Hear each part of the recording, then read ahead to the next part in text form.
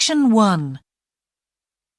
You will hear a telephone conversation between a travel company employee and a customer. First, you have some time to look at questions 1 to 5.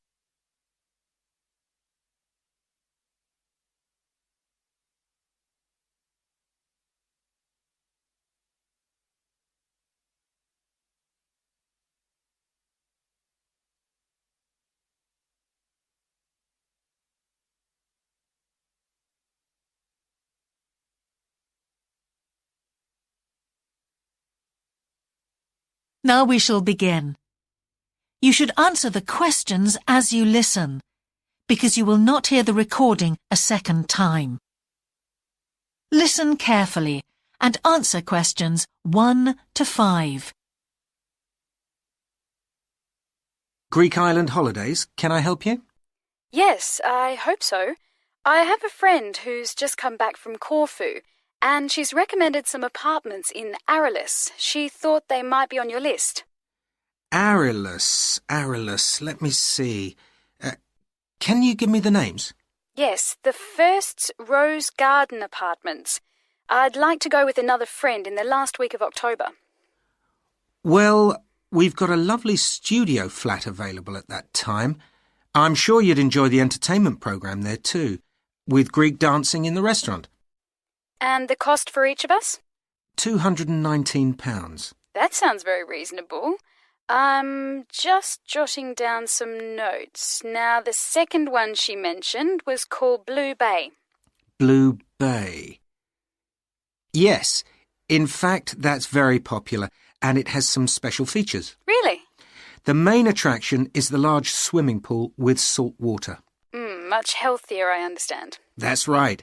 And it isn't far from the beach either, only 300 metres. And only around half a kilometre to some shops, so you don't have to be too energetic. Is it much more expensive than the first one? Let me just check. I think at the time you want to go, it's around £260. No, £275 to be exact. Right, I've got that. Now, there are just 2 more apartments to ask you about.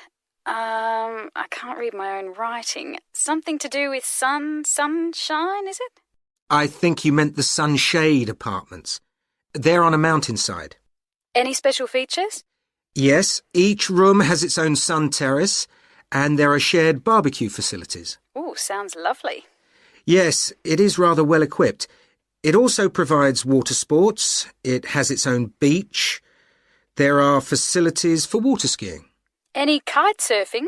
My friend's quite keen. Not at the hotel, but I'm sure you'll find some in Arelis. There's also satellite TV in the apartments. And how much is that one? £490 with 2 sharing. You mean £245 each? I'm afraid not. Each person has to pay that amount, and there must be at least 2 in an apartment. Oh, I don't think that would be within our budget, unfortunately. And the last one sounds a bit expensive too. The Grand? Actually, it's quite reasonable. It's an older style house with Greek paintings in every room and a balcony outside. Sounds nice. What are the views like? Well, there are forests all round, and they hide a supermarket just down the road, so that's very useful for all your shopping needs. There's a disco in the area too. And the price? £319 at that time, but if you leave it till November, it goes down by 40%. Too late, I'm afraid. Well, why don't I send you a brochure with full details, Miss... Nash.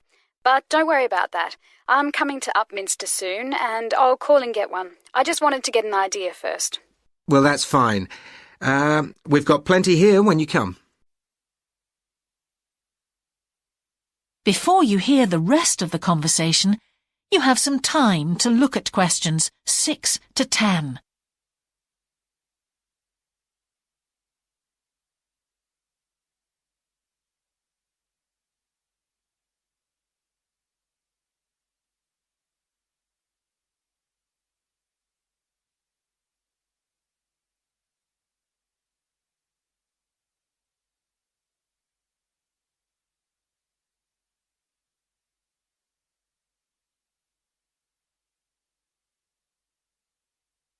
Now listen and answer questions 6 to 10. If you've got a minute, could I just check a couple of points about insurance? I got one policy through the post, but I'd like to see if yours is better. Fine. What would you like to know? Well, the one I've got has benefits, and then the maximum amount you can claim. Is that like yours? Yes, that's how most of them are. Well, the first thing is cancellation. If the holiday's cancelled on the policy I've got, you can claim £8,000. We can improve on that, Miss Nash. For Greek island holidays, our maximum is £10,000. That's good. Of course, our holiday won't even cost £1,000 together. It's still sensible to have good cover. Now, if you go to hospital, we allow £600. Yes, mine's similar.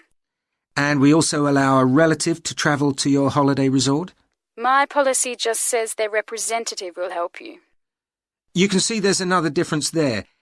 And what happens if you don't get on the plane? Nothing, as far as I can see on this form. Don't you have missed departure? No, I'll just jot that down.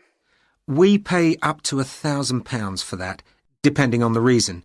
And we're particularly generous about loss of personal belongings, up to £3,000, but not more than £500 for a single item. Then I'd better not take my laptop. Not unless you insure it separately. OK, thanks very much for your time. You've really been helpful. Can I get back to you? Your name is... Ben Ludlow. That's Ludlow. I'm the assistant manager here. I'll give you my number. It's 081 260 543 216.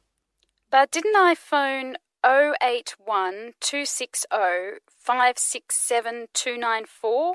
That's what I've got on the paper. That's the main switchboard. I've given you my direct line. Right. Thank you very much for your time. That is the end of section 1. You now have half a minute to check your answers.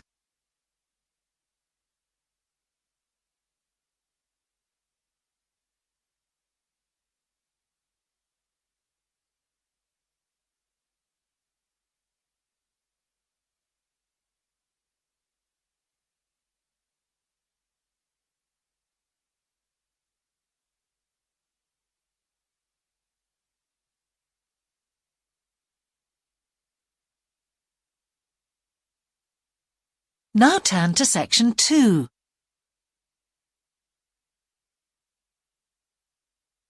Section 2.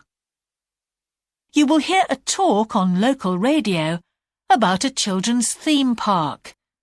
First, you have some time to look at questions 11 to 13.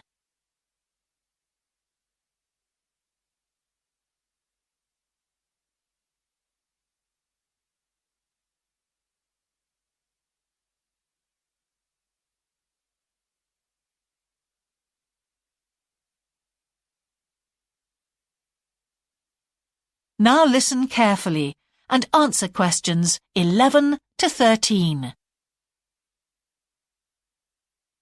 For the second in our series about locally run businesses, we meet Simon Winridge, co-founder of the hugely successful Winridge Forest Railway Park. Welcome, Simon. Now, perhaps you can begin by telling us a little bit about how it all started. Well, during the 1970s, my wife Liz and I had just acquired 80 acres of sheep farming land, and we decided to settle down and have children. Pretty soon we had a daughter, Sarah, and a son, Duncan.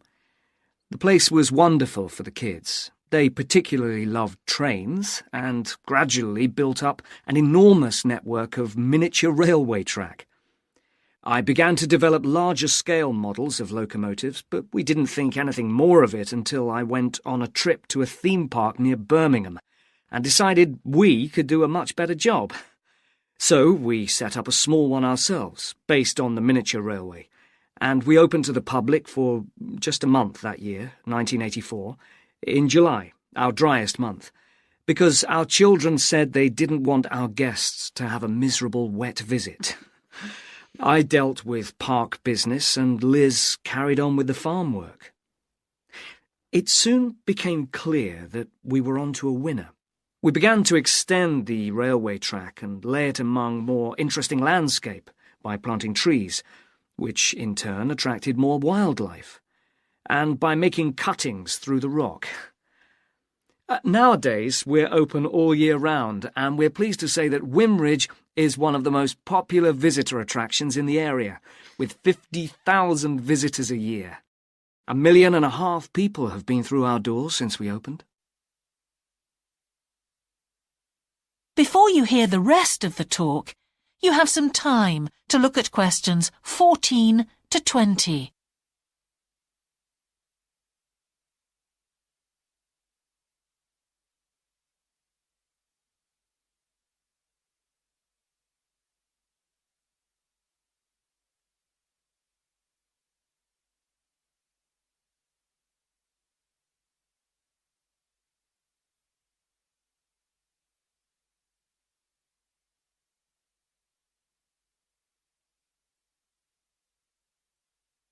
Now listen and answer questions 14 to 20.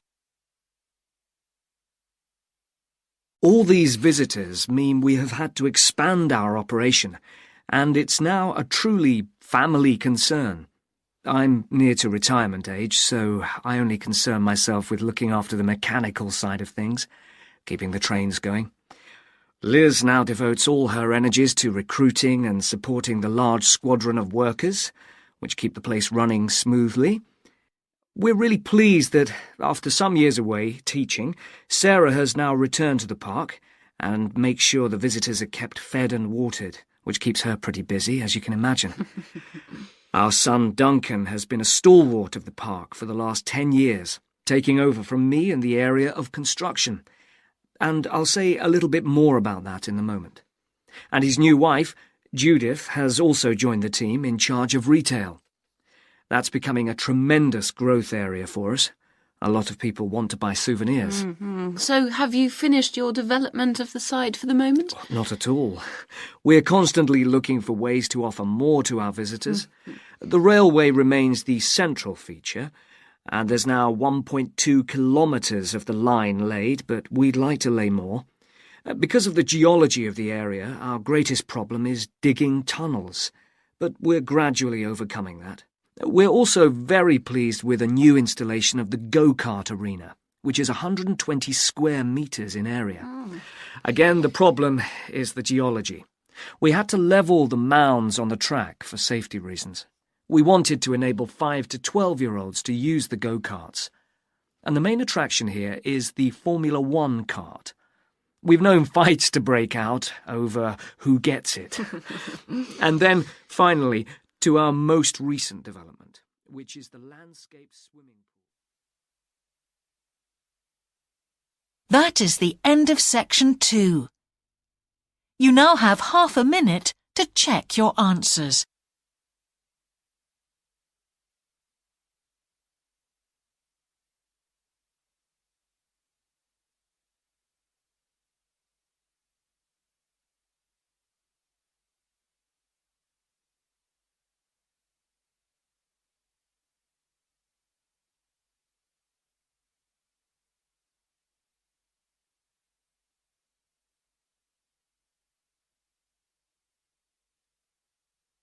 Now turn to section 3.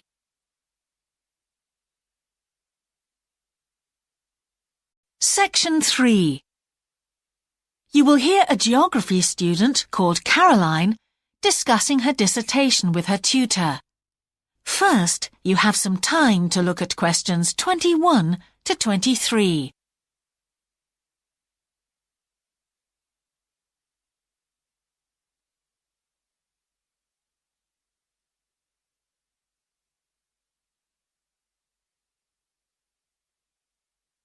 Now listen carefully and answer questions 21 to 23.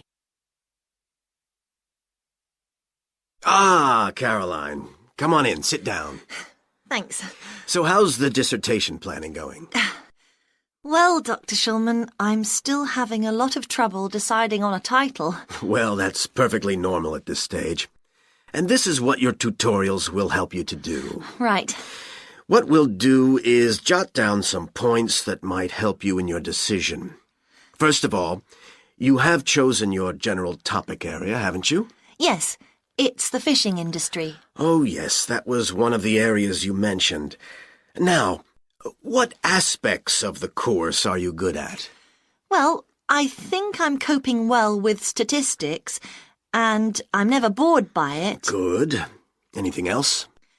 Well, I found computer modelling fascinating. I have no problem following what's being taught, whereas quite a few of my classmates find it difficult. Well, that's very good.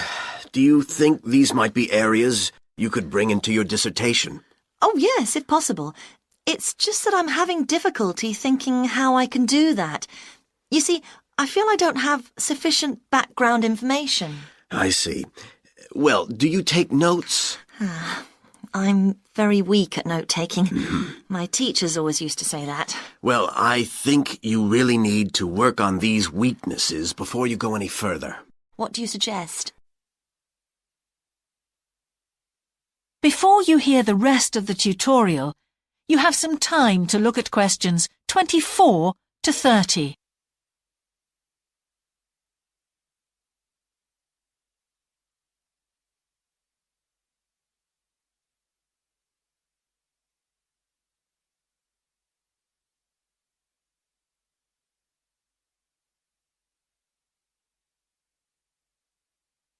Now listen and answer questions 24 to 30.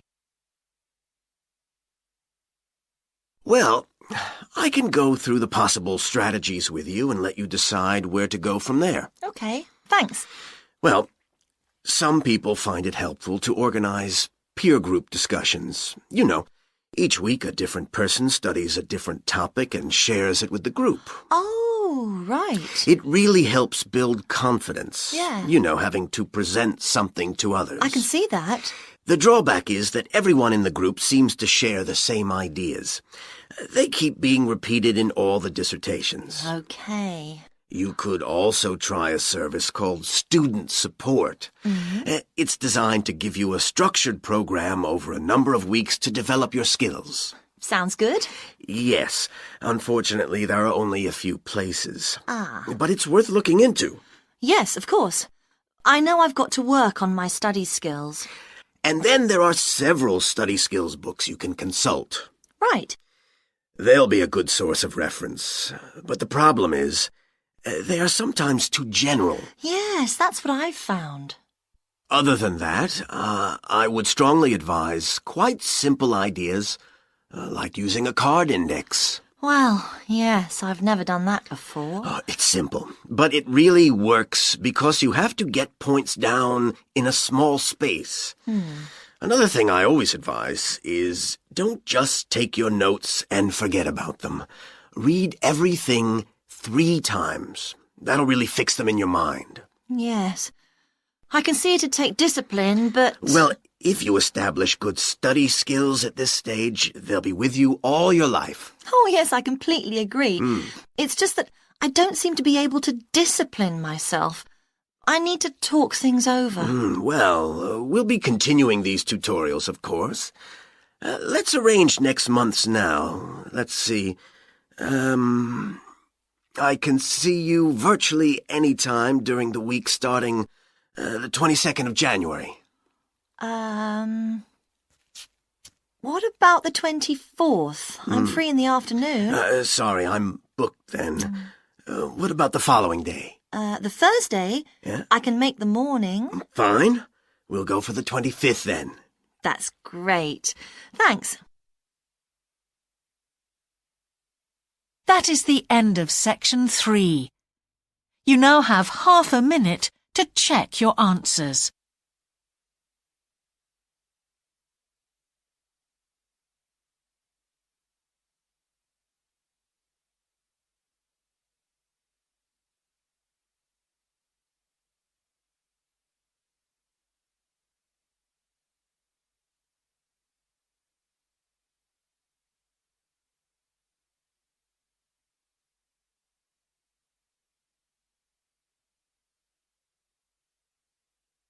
Now turn to section 4.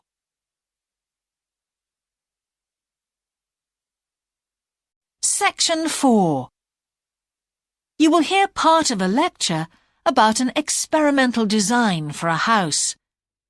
First, you have some time to look at questions 31 to 40.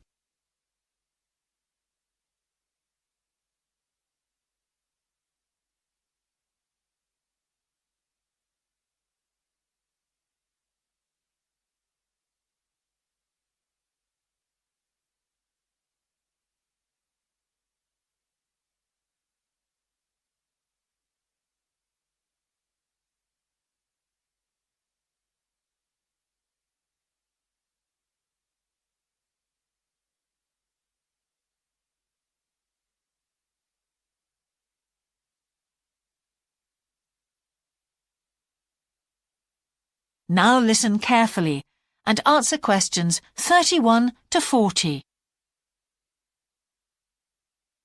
Good morning. In the last few lectures, I've been talking about the history of domestic building construction. But today, I want to begin looking at some contemporary experimental designs for housing. So, I'm going to start with a house which is constructed more or less under the ground. And one of the interesting things about this project is that the owners, both professionals but not architects, wanted to be closely involved, so they decided to manage the project themselves. Their chief aim was to create somewhere that was as environmentally friendly as possible. But at the same time, they wanted to live somewhere peaceful. They'd both grown up in a rural area and disliked urban life. So the first thing they did was to look for a site, and they found a disused stone quarry in a beautiful area. The price was relatively low, and they liked the idea of recycling the land, as it were. As it was, the quarry was an ugly blot on the landscape, and it wasn't productive any longer either. They consulted various architects and looked at a number of designs before finally deciding on one. As I've said, it was a design for a sort of underground house, and it was built into the earth itself, with 2 stories. The north, east, and west sides were set in the earth, and only the sloping south-facing side was exposed to the light. That was made of a double layer of very strong glass. There were also photovoltaic tiles fixed to the top and bottom of this sloping wall. These are tiles that are designed to store energy from the sun. And the walls had a layer of foam around them too to increase the insulation.